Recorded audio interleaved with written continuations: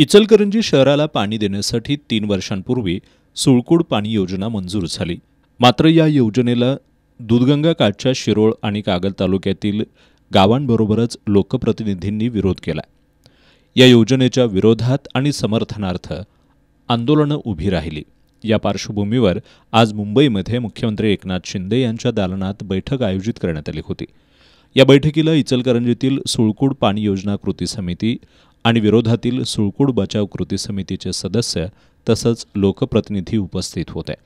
सुमारे तासभर चाललेल्या या बैठकीत मुख्यमंत्री एकनाथ शिंदे यांनी जिल्हाधिकाऱ्यांच्या अध्यक्षतेखाली समिती स्थापन करून धरणातील शिल्लक पाणीसाठा, कोणत्या गावाला पाणी कमी पडणार नाही याचा सविस्तर अहवाल 1 महिन्याच्या आत देण्याचा आदेश दिला.